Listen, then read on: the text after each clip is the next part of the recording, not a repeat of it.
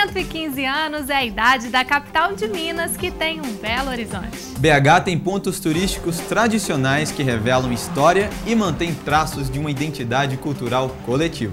Para homenagear a história da cidade, nossa equipe foi às ruas mostrar a relação destes cenários da capital mineira. Gênio criador de uma nova arquitetura que fez das curvas sua marca registrada, as mãos brilhantes de Oscar Niemeyer criaram uma das maravilhas de BH. No complexo arquitetônico da Pampulha, o grande mestre teve papel importante na história de Belo Horizonte, que completa 115 anos no dia 12 de dezembro. O governo JK quis incrementar a ocupação da região, criando ali um bairro elegante. E esses bens do conjunto arquitetônico paisagístico da Pampulha, eles vieram a trazer uma nova imagem da cidade, né? A cidade que deixava, com muito custo, deixou de ser só a cidade administrativa, né? Residência e sede ali dos funcionários do governo, que ao longo do tempo foi ganhando outro caráter com a imagem da Rua da Bahia, dos anos 20, a cidade mais cultural. Na década de 40 ela ganha um ar ainda mais cosmopolita.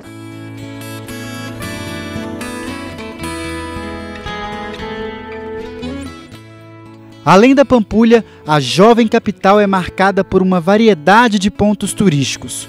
Juntos, eles constroem a identidade dessa jovem grande cidade.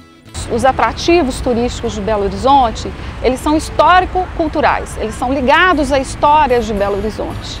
Então, cada atrativo, ele vai falar um pouquinho da história e da memória da cidade. Nós temos um prédio muito significativo, que hoje é o Museu Histórico Abílio Barreto, né? Que é importantíssimo porque foi o único prédio que restou do antigo arraial do Curral del Rei, que era o povoamento que existiu antes de Belo Horizonte acontecer. Então ele vai contar os primórdios da nossa memória. E pela cidade nós temos outros tantos prédios e lugares que vão falar um pouquinho da memória. Em questão de lugar, por exemplo, nós temos a Praça do Papa, que vai lembrar a visita, né, de Sua Santidade aqui em Belo Horizonte em 1980. Outros lugares, como a Praça da Estação, a Praça da Liberdade e a Avenida Afonso Pena, são heranças ricas de BH. Guardam memórias de uma cidade que surgiu no auge da República, de mãos dadas com a modernidade. O Palácio da Liberdade, assim como os primeiros edifícios que foram construídos aqui na Praça da Liberdade, eles são em estilo eclético com influência neoclássica. Mas o Palácio da Liberdade, em especial, ele tem um valor simbólico muito grande, porque ele vai representar todo um pensamento da época, né, que era o pensamento republicano. Todo esse ideal republicano de progresso, né, de desenvolvimento, vai ser representado, né, vai ser plasmado aqui no Palácio da Liberdade. A Praça da Estação é a porta de entrada da capital. Fundada em 1922, por ela chegaram as peças e operários que construíram BH. De lá para cá, ela já sofreu algumas reformas. Aquele prédio, né, lá da Praça da Estação era o portão de entrada da cidade. E foi muito importante porque ligou Belo Horizonte as principais outras cidades, não só de Belo Horizonte quanto do Brasil. A Avenida Afonso Pena foi fundada no ano de 1897, juntamente com a cidade. Com 4 quilômetros e 300 metros de extensão, a Grande Avenida recebe o nome do antigo governador de Minas.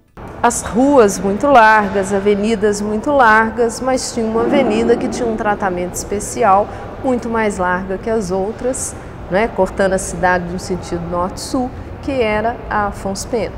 Se a Avenida Afonso Pena foi o marco zero do começo para uma grande cidade, a prosperidade por aqui passou. Hoje, BH é considerada a terceira maior metrópole do Brasil, com influência política, econômica e cultural.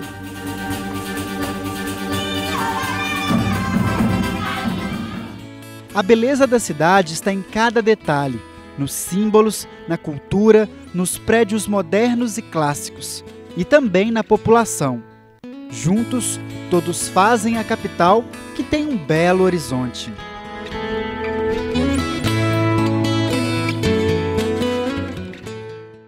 A primeira cidade planejada do país foi construída pelas mãos do engenheiro paraense Arão Reis. O projeto original de BH trazia modernidade. As ruas largas foram inspiradas em modelos semelhantes aos de Paris e Washington. O tempo passou e a realidade ficou maior que o sonho. A cidade cresceu além do esperado, trazendo muitos problemas para o cotidiano dos moradores. O projeto de Belo Horizonte, ele foi feito para uma cidade de 200 mil habitantes, inicialmente.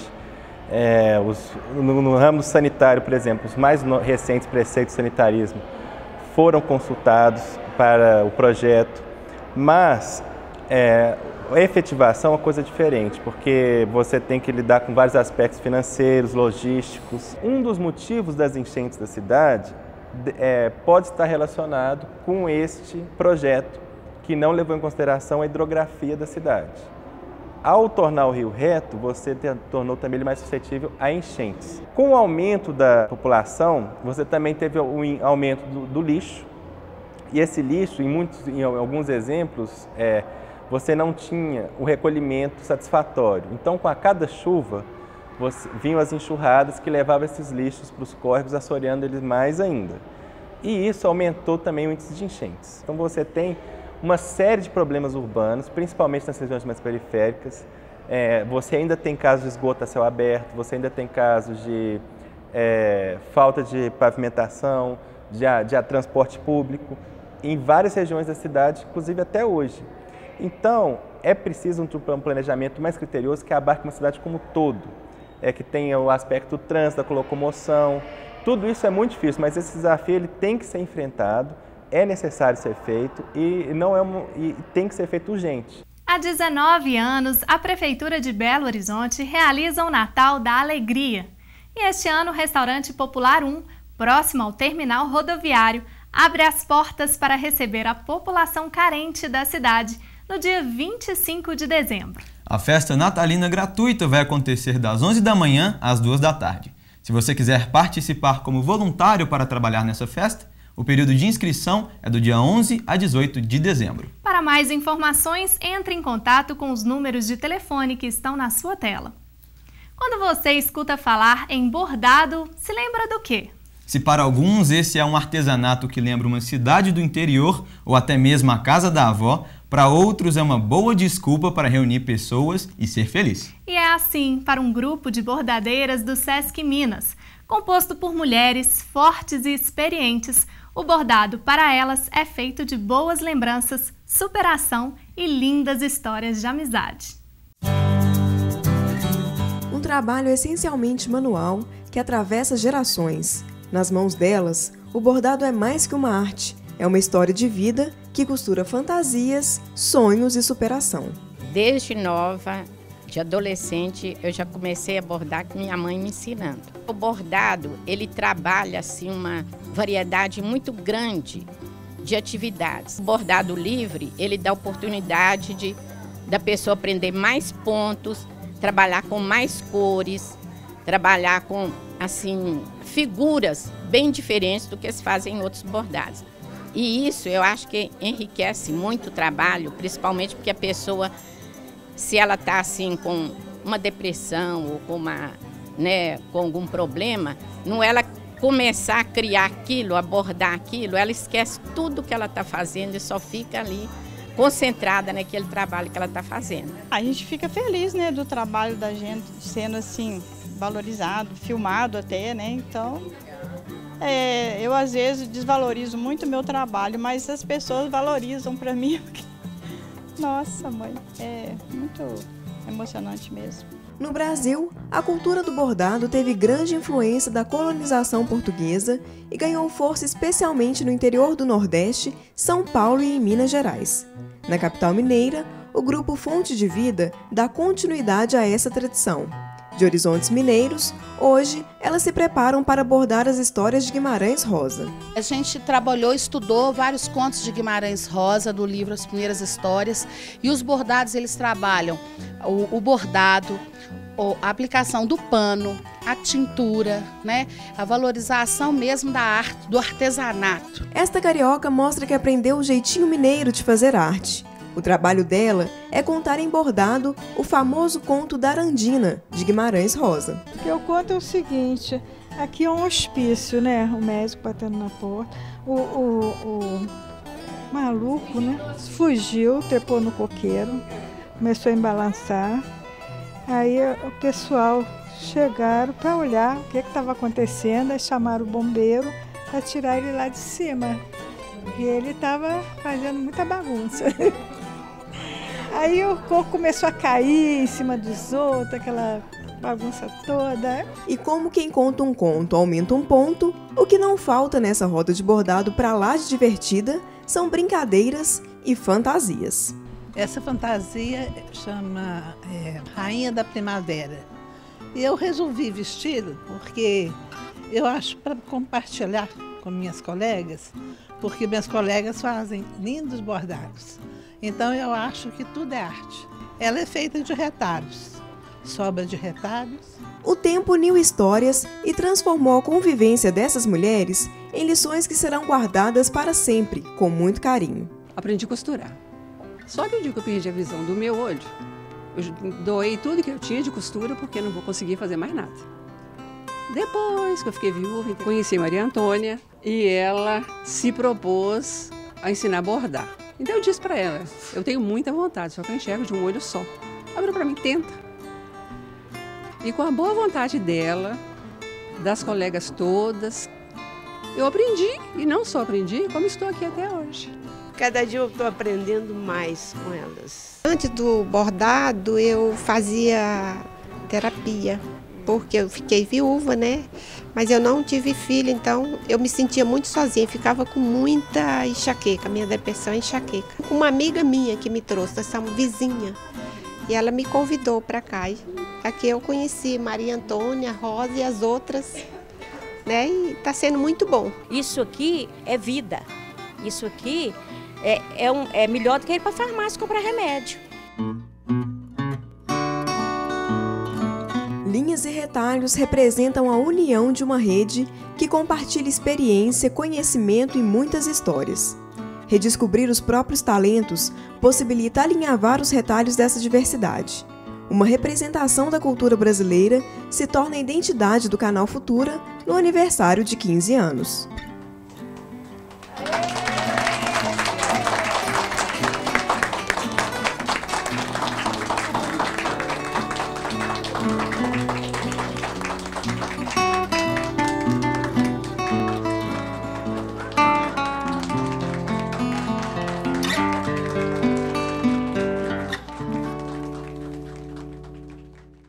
Antecipando a comemoração do centenário de Vinícius de Moraes, ele que é considerado patrimônio da música brasileira ganha homenagens. Até daqui a pouco!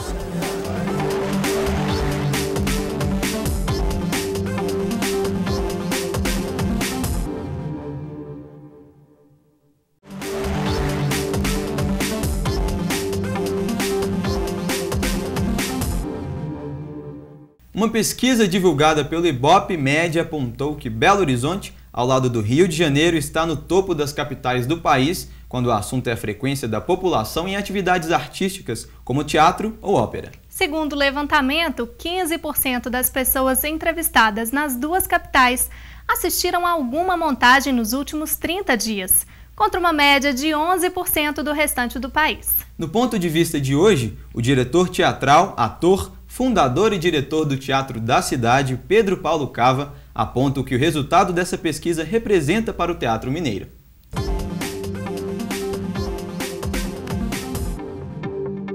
Quando eu comecei a fazer teatro, em 64, as pessoas brincavam, os jornalistas brincavam, o espetáculo é bom ou é mineiro? Hoje, isso aí acabou há muitos anos. Nos anos 80, Belo Horizonte explodia de produções que ficavam um longo tempo em cartaz, por exemplo, meses em cartaz, um ano em cartaz, todas cheias, e às vezes todos os teatros lotados, né? Isso até o início dos anos 90. Depois veio uma queda muito grande com a advento dessas novas mídias, a internet, né? A TV a cabo. O advento dessas novas mídias promove uma queda não só no teatro. Eu acho que a música foi que sofreu mais. Eu acho que o teatro teve, na campanha de popularização do teatro, que vai completar 40 anos agora, ele teve um aumento do público em termos de quantidade e mudou também a classe social que hoje frequenta o teatro, que então a classe C e D já estão frequentando o teatro. Não estão consumindo só linha branca de eletrodoméstico ou carro. Eles já estão começando o desejo de consumir cultura, cinema, teatro, shows, etc. Nesses 40 anos, saltamos de 10 companhias de teatro para mais de 100, né?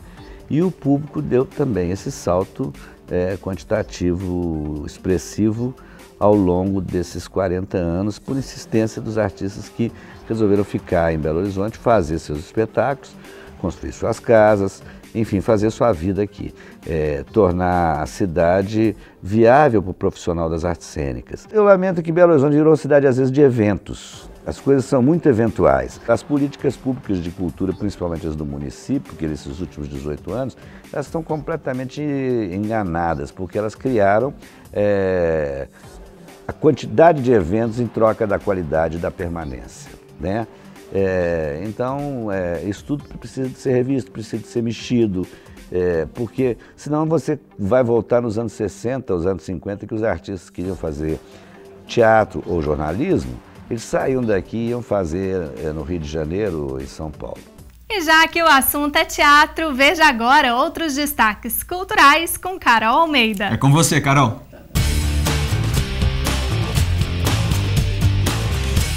Uma comédia que conta a história de 4 irmãs que seguiram destinos diferentes e se reencontram depois da morte da mãe.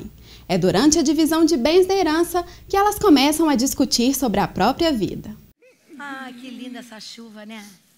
Você sabe que olhando assim para esses túmulos todos aí fora, não, eu fiquei imaginando, olha só, se a lei da reencarnação é mesmo válida, deve haver vários túmulos nossos por aí. Regina tem uma visão alto astral da vida. Lúcia viajou para Paris em busca do grande amor. Selma é conservadora e Laura, a caçula, gosta de repreender as atitudes das irmãs. Além da herança materna, essas 4 mulheres voltam ao passado para dividir histórias e afetos repletas de humor e ironia. O pessoal daquela capela não deve estar entendendo nada, né? Tanta gente, né? Quem será que está lá? Deve ser político, né? Eles prometem tanto durante as campanhas que quando eles morrem, o povo vem se certificante de perder as esperanças.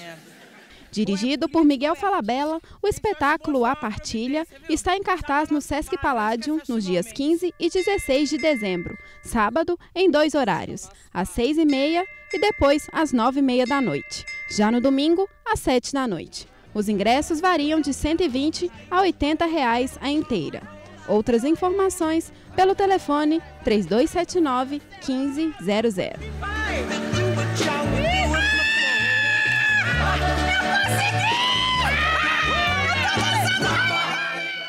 Compositor, jornalista, dramaturgo, diplomata, escritor e poeta. Vinícius de Moraes foi tudo isso e influenciou a cultura brasileira.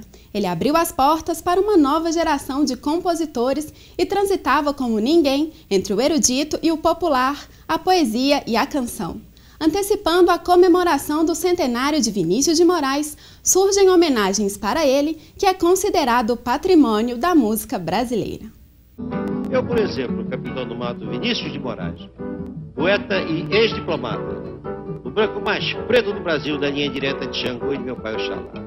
Na madrugada do dia 19 de outubro de 1913, nascia Vinícius de Moraes. Ele construiu durante toda a vida inúmeros versos, livros e canções que estão marcados na história da cultura brasileira. Cantou sobre amores, amigos e as belezas e angústias do povo brasileiro. O Vinícius de Moraes é um modelo recorrente que é realmente assim, é um patrimônio da nossa música. referência musical e artística. Os músicos Mônica Salmaço e Juarez Moreira se uniram para interpretar grandes canções do poeta. Para Mônica, cantar as poesias de Vinícius é homenagear a música e a cultura brasileira. Muitas das músicas que exportaram o Brasil são letras dele, né? Assim, passado aquele pedaço da bossa nova que é vinculado ao Tom Jobim ali, essa parceria, ela foi uma parceria gigantesca em relação à identidade de um Brasil daquele momento. Depois ele mesmo, assim também como o Tom, eles foram além daquilo e começaram a quebrar, sair daquela forma que a bossa nova trouxe. Certa vez declarou o poeta mineiro Carlos Drummond de Andrade: "Eu queria ter sido Vinícius de Moraes". O carioca boêmio transitou entre a poesia e a música, cantou samba, bossa nova e tem no repertório importantes parcerias. Pela duração dessa temporada, mas não diga... Vinícius não abria mão da companhia dos amigos, e eles estavam sempre por perto. Tom Jobim, Carlos Lyra, Baden Powell e Toquinho foram os grandes parceiros da música e da vida do artista. Dos grandes encontros surgiram canções que ficaram para a história. Ele promoveu durante um período encontros na casa dele, festas, reuniões musicais, onde as pessoas se juntavam para mostrar o que elas estavam compondo. Então, nesses encontros, se conheceram parceiros que viraram parceiros, pessoas de gerações musicais diferentes e que eram influenciadas por uma determinada pessoa, se encontravam com essa pessoa ali. Quer dizer, aconteceu um momento em que as pessoas se juntavam e mostravam o que faziam. E essa própria convivência musical fora do palco, assim, né? Para mim, ela é claramente uma situação que trouxe qualidade para a composição. Eu conheci o Vinícius de Moraes em 1979, no Canecão, num show junto com o Toquinho, a Miúcha e o Tom Jobim. E eu fui levado lá pelo Milton Nascimento. Eu era muito jovem, eu tive esse presente de conhecer o Vinícius de Moraes, Tom Jobim, através do Milton Nascimento. Então foi uma noite inesquecida da minha vida. Eu vi a simplicidade e a alegria que aparece muito na música dele. A letra e a música dele é muito coerente com a pessoa que eu conheci.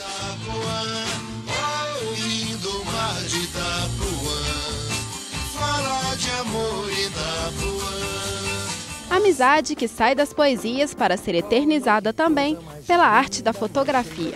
Mais que pai e filho, o fotógrafo Pedro de Moraes era um grande amigo de Vinícius e agora faz uma homenagem ao poeta na exposição Os Amigos do Meu Pai. Dessa relação entre os dois surgiram grandes trabalhos e histórias engraçadas. Estava com o Vinícius, a gente estava, sei lá, numa bebedeira lá, altas horas da madrugada. Aí eu resolvi cantar Strangers in the Night. Aí cantei Punk Sinatra para ele, assim, né? Todo entusiasmado, todo empolgado, a gente que estava abafando, né? Aí quando chegou no final, ele olhou para mim e disse assim: "Filhinho, me poupe dessa desafinação". A gente se amava muito, se abraçava, a gente tinha até em Paris era um escândalo, que a gente andava aos beijos, abraçados. Um mineirinho se enche de graça e fica mais lindo por causa do amor. Vou ter que dizer adeus. A exposição Os Amigos do Meu Pai pode ser visitada até o dia 21 de dezembro na Galeria Murilo Castro. A entrada é gratuita. O Revista dessa semana fica por aqui. Quer mandar sugestões de reportagem? Então entre em contato com a nossa produção pelas redes sociais da PUC TV, Facebook e Twitter. Sexta que vem estaremos de volta com muito mais novidades. Obrigado pela companhia. Tchau! Dessa temporada, mas não diga nada.